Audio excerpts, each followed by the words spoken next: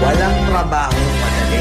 Wala kang karapatang maliitin yung trabaho ng iba. Yung iba sasabihin, gwardiya lang naman yan, rider lang naman yan, construction worker lang naman yan, gasoline boy lang naman yan, fast food crew worker lang naman yan. Pucha, nagkaroon lang tayo ng maganda-gandang klase ng trabaho. Akala na natin kung sino na tayong entitled sa mundong to. Pinamaliit natin yung mga taong mas mabababa yung sarang saling. Pagkakaalam ko kasi, wala kang karapatang maliitin o matahin yung trabaho ng iba hanggat nagtatrabaho sila ng marangal. Walang trabahong madali. Lahat nagdadaan sa hirap. Lahat nagsasakripisyo. Kaya kung iniisip mo porket maganda-ganda yung trabaho at malaki-laki yung sinasahod mo, mamaliitin mo na yung mga trabaho ng mga taong nagtatrabaho na mas maliit yung sahod sa'yo. Mag-isip-isip ka.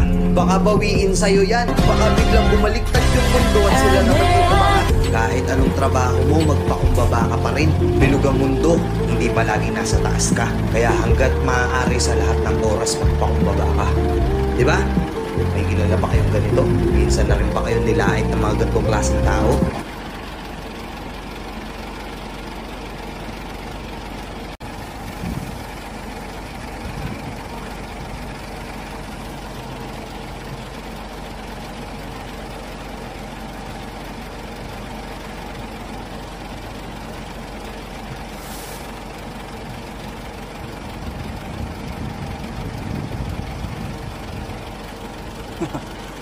Taas.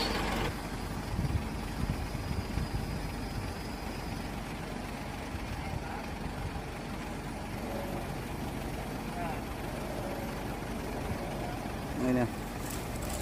Ang lupit.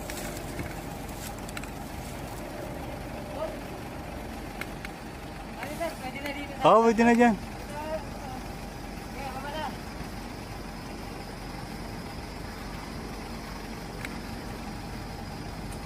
Wala eh, dyan lang ang maabot niyan eh, hindi na pwede dito.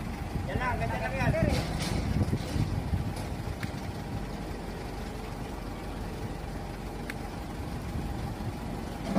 Huwag nyo isagad sa ano ha, sa pinto ng van.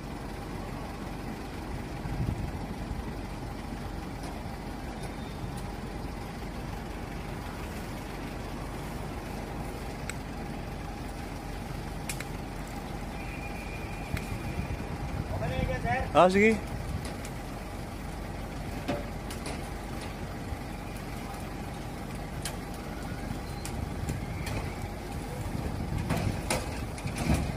Baka matumba ha.